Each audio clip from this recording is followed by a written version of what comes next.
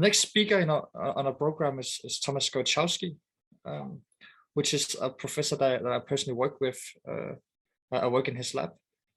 And his work is generally based on intersectionality, cross-sectionality, and cross-disciplinarity in synthetic biology. So he has a background where he comes from computational science and has then sort of applied that to synthetic biology, and it gives his research quite a unique sort of outlook, I believe. And yeah, we have a video here for him to present what the group is doing. So I'll just try to maybe start that up now. So before we begin, like really the research we're doing in the group is quite foundational, but it's also quite broad in the sense that we really try to investigate the fundamental architecture behind some of the basic genetic frameworks we see in nature. And we do that through a mixture of computational and wet lab approaches, including use of deep sequencing. So without further ado, I'll just let the video speak for itself. Hi, everyone. Firstly, congratulations to you all on the amazing synthetic biology projects you've managed to pull together this year. I feel really privileged, and I want to thank the organisers of the Gogec competition for inviting me to talk here today. And I'm really sorry I can't give this live. As you can probably hear, I currently have a pretty bad cold, and if I try and talk for half an hour, you'll just end up hearing me coughing for the majority of it. So what I've done is I've recorded my talk in chunks, and I'm going to play that back now, and hopefully that'll give you an idea of some of the synthetic biology research that's going on in my lab and some of the things that I'm particularly interested in. And at the end, I'll be around and able to answer any questions, or please also feel free to email me anything you might be interested in. Now, to tell you a little bit about myself, I'm originally trained as a computer scientist, and wasn't actually introduced to synthetic biology until my PhD. But since then, I've really been kind of obsessed with this idea of being able to reprogram biology in kind of weird and wonderful ways. And I've been really fortunate in that over the last sort of 3 or 4 years, I've been able to establish my own lab at the University of Bristol in the UK to kind of explore some of these ideas. So today, I'm going to be talking about some of the actual challenges involved around doing just that, reprogramming biology, and how specifically my group has been looking to tackle them. And in particular, I'm going to focus on genetic circuits that many of us are now familiar with, which are basically encoded in DNA, and they're designed to control when and where genes should be turned off and on to regulate certain cellular behaviors. Now, the execution of these circuits involves a coordination of RNA polymerases, so these orange things here. They're able to actually read the DNA to produce these RNA transcripts that are then subsequently translated into proteins by these ribosomes. Now, this is a really complex process, but actually to program what's going on, we only need to initially worry about how the DNA is being read.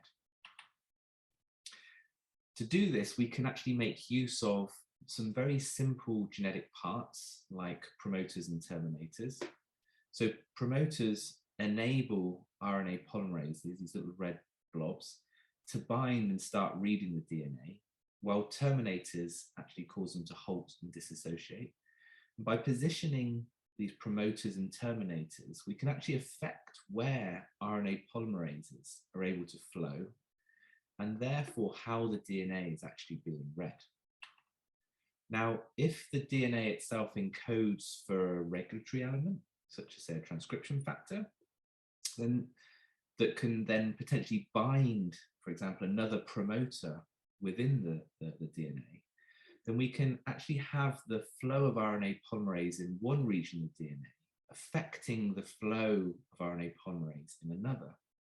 And we can use these connections to basically develop basic devices that carry out different computational operations.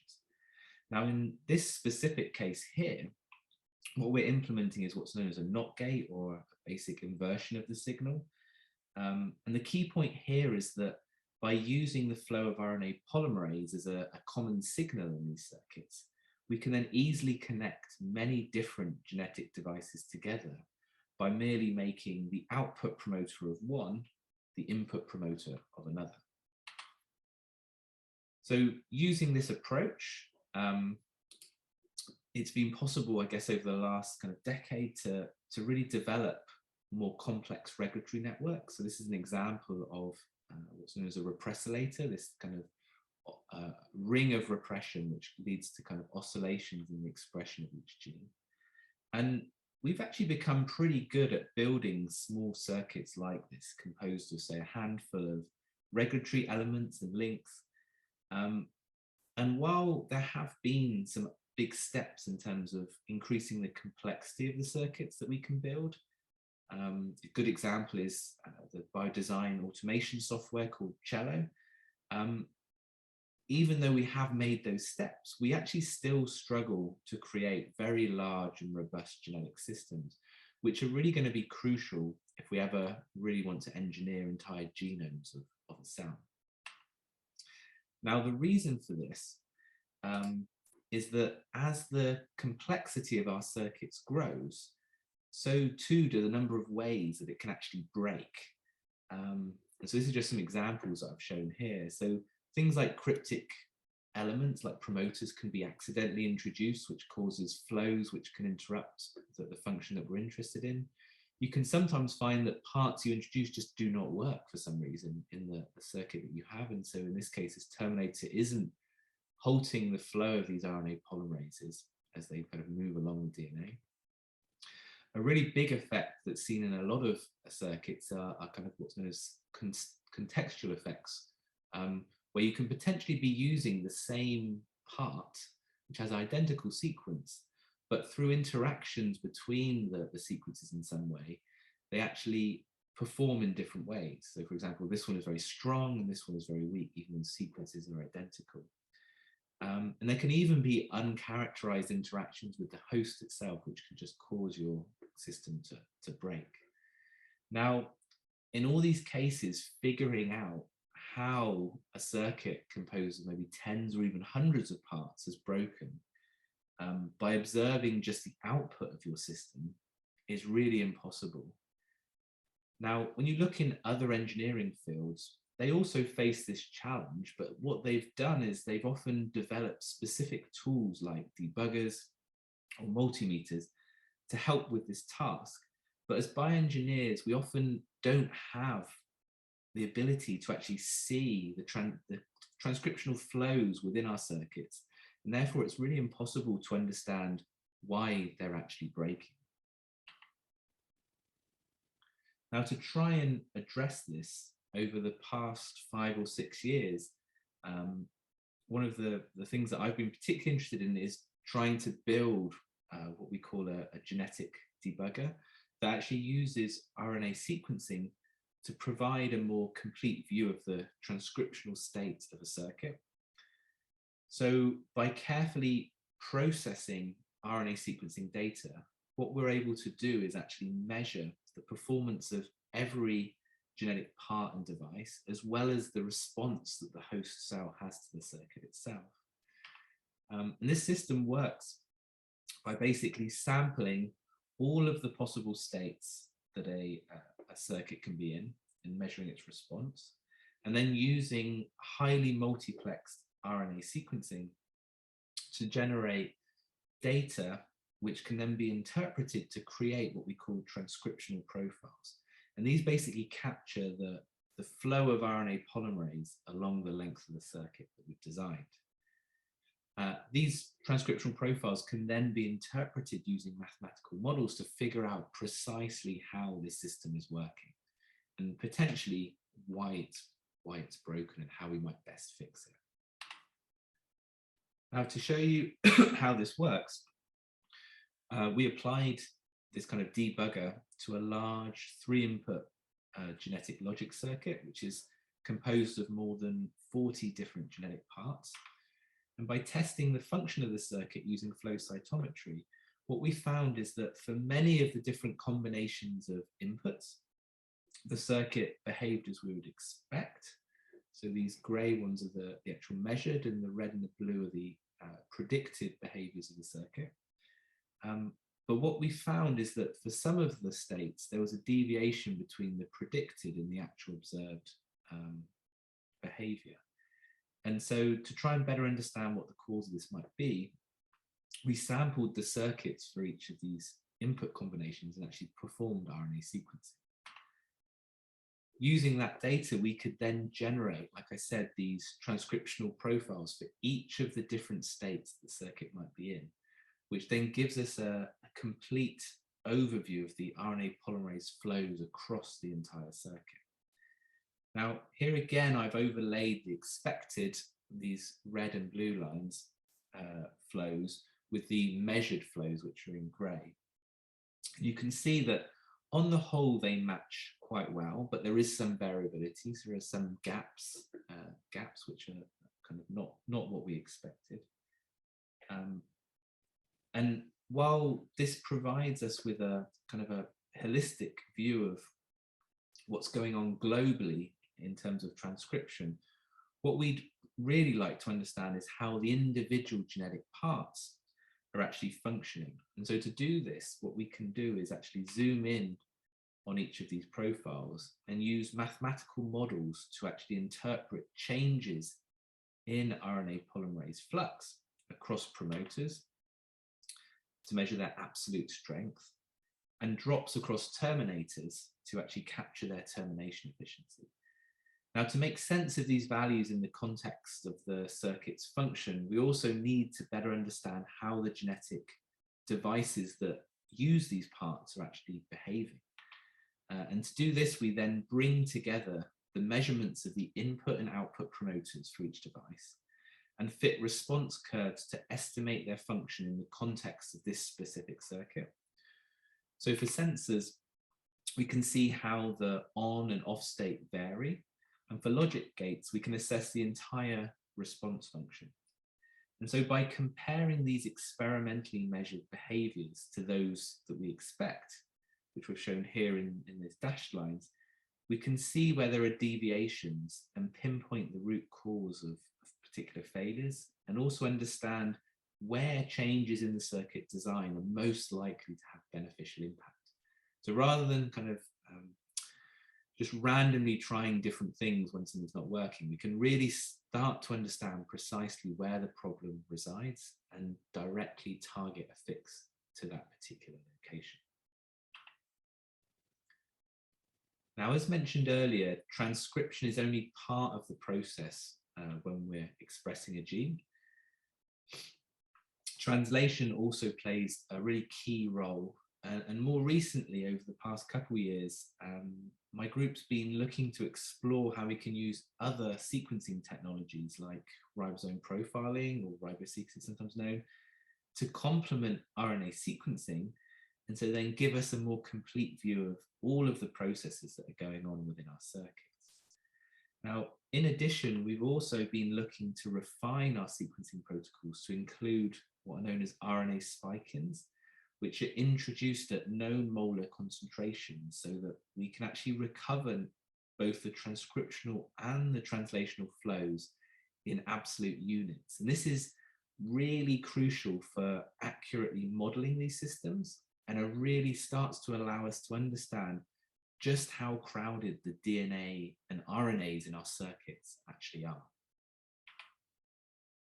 Now, an area we've been applying this combined approach to is measuring what's known as the burden that a synthetic circuit can place on its host cell. And the reason this is important is that if this burden isn't carefully managed, then you end up with a tug of war for some of the essential shared cellular resources like ribosomes. And this can actually lead to a triggering of stress responses and greatly reduce the stability of the circuit itself. And so by using our combined sequencing approaches, we can actually take a genetic construct like this one here, where we've actually got a what's known as a viral pseudoknot introduced into our gene that actually stabilizes the RNA transcript and actually causes ribosomes to pause. So it enables this gene to sequester a large amount of the free ribosomes within the cell. And using our approach, we can then directly see the impact that this expression of this single gene is then having globally on all of the other genes in the cell. Going even further, we can even see the precise transcriptional and translational resources that are being reallocated as this specific construct is expressed. And this can be really useful to help us design systems that work in unison with their host rather than ignoring the essential role that it plays in providing some of these shared resources to the circuits that we build. Now, my group is not only focused on observing how genetic circuits work. We're also interested in developing new ways that can make these systems more robust. And one of the challenges in this specific respect is the fact that genetic parts and devices, as I said earlier, often will behave differently when you put them together in new ways. And these deviations can actually sometimes cause the entire circuit itself to break. Now, one approach we've been trying to take to tackle this issue is to develop what we call tunable genetic parts, where the input-output relationship can actually be dynamically altered, a little bit like how, for example, the sound from, say, an amplifier can be tweaked in different ways. Now, to achieve this, one of my students, Vittorio Bartoli, developed what he called a tunable expression system, where the amount of protein that's produced for a given transcriptional input signal could actually be regulated by a secondary tuner input. So we now have a main input to our system, but we also have this tuner input here, and that can regulate the input-output relationship between these two elements here. Now, this device worked by using what's known as a Toehold switch that allowed for the translation rate of the protein to actually be governed by the expression level of a small trigger RNA. And testing this system in E. coli, what he was able to do is to show that we could easily amplify or suppress the input to protein relationship well over an order of magnitude, providing a really flexible system for tuning gene expression. Now, on its own, that might not seem that useful, but the real beauty of that simple regulatory motif is it can then be implemented or integrated into other genetic devices to tune key transition points in their response functions. So here, what I'm showing is how we've included this regulatory element, this tuning input, into a sort of classical genetic NOR gate, and shown how it enables the shift from an on to an off state to be regulated or moved depending on the strength of this tuner input. Now, this is really important in large circuits where many devices are connected together, because the response functions of connected parts must be compatible for the signals to actually propagate correctly. And normally, if there's a mismatch between where this transition occurs and the downstream part, then the system will just fail to work correctly. Now, often that would require rebuilding the entire circuit from scratch, but by using these sorts of tunable devices, we can merely tweak the tuner inputs until all of the devices in our circuit are compatible, and therefore it functions as we expect. Now, while Vittorio was working on his project, another of my students, Veronica Greco, was struggling with another problem to basically control expression of a protein where even a tiny amount at the wrong time would cause her entire system to fail. And so when she saw some of Vittorio's work, she wondered if we could repurpose it to enable a more stringent control of gene expression by having both the input and the tuning signals connected to the same promoter. Now, this would effectively cause a transcription and the translation of the gene to be simultaneously regulated, sort of limiting the chance for any leaky expression of the gene of interest to actually occur. Now, Veronica actually built an entire toolkit to try and actually create what we call these multi-level controllers. And this is available on AdGene. I don't have time to talk through that. But she did run a number of tests with reporter proteins. And what she was able to show is that there's a huge improvement in the fold change, the dynamic range, and the relative basal expression, both in vivo and in cell-free expression systems, when she compared this kind of multi-level control to a kind of a typical single-level controller, like a kind of standard repressible promoter. Now, in addition, the added benefit we found of having these separate promoters driving transcriptional and translational regulation was the ability for the controller to also suppress what's known as intrinsic gene expression noise. Now, this type of promoter noise occurs as sort of random strong bursts of expression that are followed by long periods of inactivity. And this results in a low level of expression when you actually average out the bursts over time. But because these short bursts can sometimes lead to long-lived effects if the proteins produced are really stable, they can cause really big problems when trying to maintain really stringent off states in a system. Now, because these bursts are random and uncorrelated between the two promoters in our system, it's actually very unlikely that both of our controller promoters will fire simultaneously. And what we found is that this reduces unwanted fluctuations in the output. And so we're currently looking into how this kind of stringent gene regulation can also be incorporated into larger circuits at very specific points that the circuit's sensitive to fluctuations, to not only reduce this kind of the effects of some of this noise, but also to help boost the actual signal strength as they propagate through the circuit itself. Another approach that we've been exploring to control transcriptional flows is by engineering terminators that are normally designed to stop them. Now, nature also makes use of this type of regulation, normally to coordinate the co-expression of multiple genes that are localized in DNA. And here you can actually see an example of a transcriptional flow along the B subtilis genome, where this single promoter here is used to drive expression of these 4 downstream genes, with the terminators here and here used to not halt the entire flow of RNA polymerase, but to instead allow for some transcriptional read-through.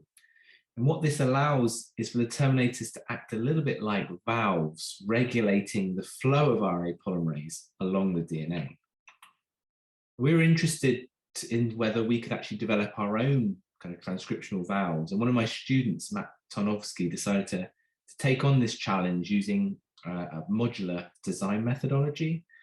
And in this design, he basically took a core terminator sequence, but supplemented it with an upstream modifying sequence that was designed to basically try and exploit local contextual effects and interactions to influence the strength of the overall transcriptional valve. Now, he initially chose to include a number of basic modifying sequences that would directly base pair with the core elements of the terminator or form structural components we thought maybe would insulate the terminator from any further contextual effects. And then he also considered possible the possible influence of neighboring genes by incorporating a number of different spacer sequences to ensure that the termination efficiency that we observed for a single valve was robust when used in different ways. Now, this is quite a large library, and if we were going to assay each of these individual designs using, say, the fluorescent reporter proteins that were embedded within the constructs, it would have taken a long time. And so instead, what we decided to do was to develop a new characterization method based on nanopore direct RNA sequencing, which, unlike Illumina short-read sequencing, allowed us to capture the entire sequence of all the transcripts present in a sample. Right, by combining one-pot pooled assembly with in vitro transcription and nanopore sequencing, we could exploit the fact that each transcript encoded its transcriptional valve design either at the 3' end, if termination occurred, or within the transcript, if not. And so this allowed us to use this intrinsic barcode to then demultiplex the pooled data and provide simultaneous measurements of the termination efficiency for every design in our library. Now, each point in this graph is an individual valve grouped by the specific core terminator that's used and the modifier type, which is shown in different colors. Now, you can immediately see that the modifiers have a big influence on the termination efficiency, and also that some have a positive and others a negative effect on that process. And we're currently in the kind of the middle of digging into some of these relationships and how these modifiers are actually affecting termination. But it's important to recognize that although these individual points are an individual design, and obviously they give us a termination efficiency, the sequencing also allows us to capture, like I showed before, transcriptional profiles of each of the valves individually. And so that's what I've shown here. You're now able to see at a nucleotide resolution exactly what's happening during the termination process itself, precisely where termination is occurring and the effect that these modifying elements are having. In addition, we're also using these valves to see if we can regulate multiple genetic parts where translation perhaps isn't necessary. And so one area that I'm particularly interested in is whether we can have a single promoter driving expression of different stoichiometries of multiple guide RNAs by purely choosing the correct valves between the various elements themselves. And over the next month, I suspect we'll be putting out an updated preprint which contains some of this information and some of the applications that we've been using. But I'm very excited to see sort of directions that these sorts of parts might actually go in. To end, I wanted to look toward the future a little and how biology poses some really unique challenges to engineers. Now, I suspect a couple of you might wonder why I've got a slide full of crabs. Well, these aren't actually crabs per se. They're actually an example of what's known as carcinization, which is basically the convergent evolution of crab-like forms from non-crab-like forms. So they're actually more closely related to lobsters than they are crabs. Now, although we probably don't need to worry about, say, our genetic circuits turning into a crab, what I want to highlight here is that we can't avoid the role that evolution plays in all biological systems, but we often overlook or completely ignore it when we're trying to design biology at the moment.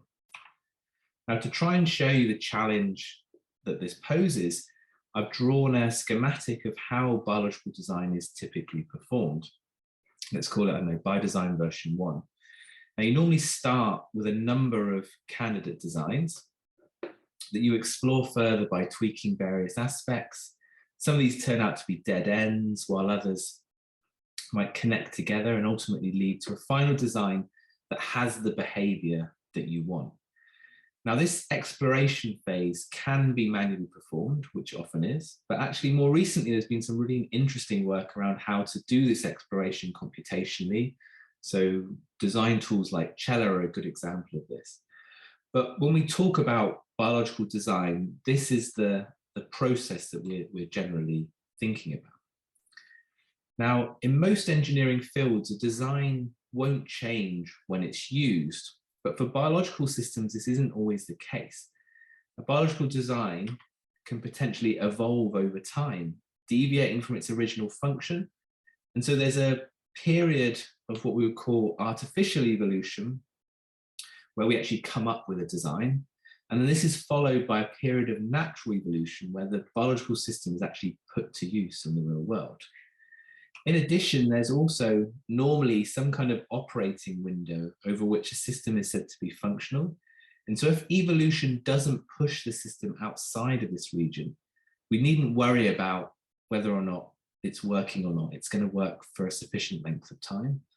But because many of the functions we introduce often impact the ability for the host cell to actually grow and its general vitality, virtually every system will eventually break. And we just basically hope it's not before the desired lifespan that we have.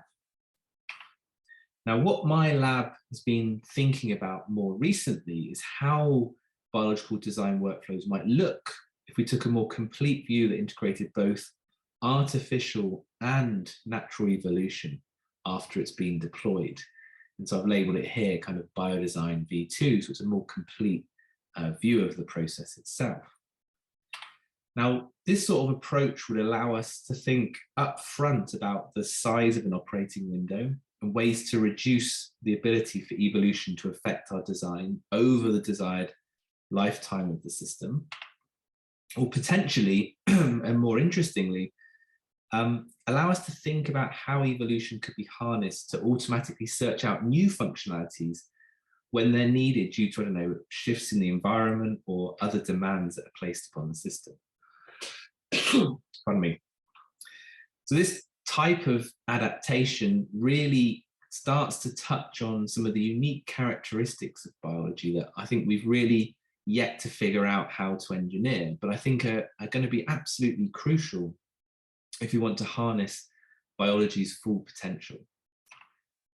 Now, to be able to effectively describe and reason about biological designs in this sort of way, we need some kind of framework.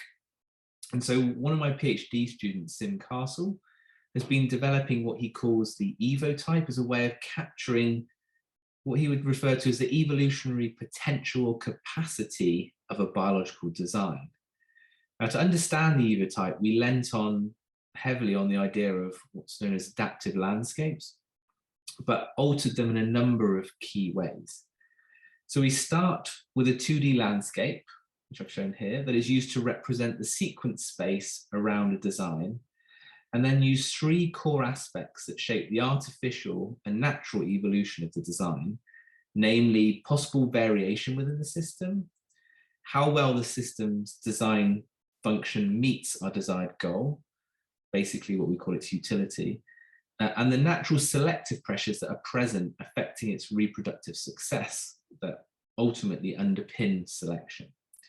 Now, to combine this information, we first need to consider the variation that's possible, and many different processes can actually contribute to the mutations and changes in the genotype of a biological system. Some of these introduce small changes, such as things like slip strand mispairing, while others can result in large, what are sometimes known as algorithmic changes, such as those that you see during, say, a recombination event of repetitive sequences. Now, for an evolving biosystem, each of these processes combine together and can be represented as what we term a variation probability distribution that spans over the sequence space. So this basically provides a probability that the design will jump to another part of sequence space during evolution. And we represent this probability by basically the darkness of the shading across our evotype landscape. So we're now able to represent possible routes that evolution might take, but evolution isn't only shaped by variation. Both artificial and natural selection will also play a role. And so unlike an adaptive landscape where height is generally related to the fitness of the sequence, here the height corresponds to something we've named fitneity. Now, the idea behind fitneity is that it captures a combination of the artificial and natural evolution present within a biosystem, which is governed by the utility and the fitness that drives them both. So it can sort of be thought of as a way of calculating how good a design is. So for example, every design we create will need to perform some function, and how well it performs that function is basically its utility. So a high utility, you can imagine, is high, is good. Similarly, because this is a living system, a good design also needs to allow the organism to reproduce, and so not cause excessive stress. So a high fitness is also good. But as it's rare both these aspects can be maximized, fitneity captures how much deviation in utility and peak fitness we're willing to accommodate. It captures how well a design meets both our and its own needs in some way. So ultimately, what a bioengineer is trying to do in this framework is not only shape the function of a single biological design at the point where it starts to be used, but also to sculpt the surrounding evotype landscape such that evolutionary change that can occur during its use is either managed or exploited through choices in variation, function, and selection that are present within the system itself. Now, this allows us to carefully craft the evolutionary potential of our designs and harness evolution as what we would call a first-class citizen during the design process itself. Now, at first hand, this might seem like an impossible task, but when you start to look across the field, what you see is that actually many of the principles and tools that are necessary to start shaping these factors are actually beginning to emerge. So, for example, variation can be reduced by, for example, avoiding repeated sequences, or you can have specific jumps in sequence space that are actually designed through the use of targeted recombination. Similarly, for selection, we can aim to reduce the burden of our designs and therefore the selective pressures that are present within it, or even try to couple function to growth to allow evolution to actually automatically improve the functionality of our designs over time, as we might in a directed evolution type experiment. Now, as you can see, we do have some principles and tools to start shaping the evolutionary potential of a biological design, but we probably still need more. And I think most importantly, we desperately need a more quantitative understanding of their role to be able to build predictive models that will actually accelerate their use. And as you can probably guess, all of these aspects are things that my group is now beginning to explore through applications of sequencing as well as other methodologies. But there's still a really long way to go, and I hope that this might have piqued some of your interest in actually taking up this challenge. I think evolution is kind of one of the final frontiers of biological design that we still haven't got a handle on. So to end, just a couple take-home messages. First, I hope I've convinced you that flows of molecular machines are really crucial to the execution of genetic code, and that it is our job as bioengineers to basically try and develop ways of controlling these. Second, while tools like fluorescent proteins really have revolutionized our understanding of biology, the multi-component nature of genetic circuits in particular means that we really need more comprehensive ways of monitoring the increasingly complex systems we're actually building. And I've tried to show here how sequencing might offer one way, but I think we should be open to exploring others, as well as being more receptive to kind of creative and imaginative experimental methods to really see what's happening within these systems. Another aspect I touched upon is that while there's often a push towards simpler bottom-up approaches to bioengineering, I think we should also consider how adding complexity in specific ways can also help improve the performance of our systems. So embracing some of the weirdness and craziness that we see in biology might actually be important rather than purely avoiding it. And finally, I gave you an overview of how my group is starting to think about the role of evolution in the context of biological design, and really how we might go about making it actually an integral part of the actual design process itself. So with that, I want to thank you for listening, and most importantly, I want to thank a lot of the students that were involved. So you can see here, this is Matt, who was involved with transcriptional vowels, Sim with the Evo types, and I should mention that a lot of the initial RNA sequencing work was actually performed while I was a postdoc in Chris Voigt's lab at MIT, with the help of some really creative individuals such as Alec, who now heads up Asimov, Yongjin and Amin. A lot of the ribosome profiling was done in collaboration with Zoya Ignatova's group at Hamburg, with input from Irina, Mete and Priyanka. And some of the work on the multi-level controllers and stringent gene expression control was done in collaboration with Tobias Erb's group at the Max Planck, with input from Amir. I also thank Mario, Claire and Grace, who've helped with a number of these different projects.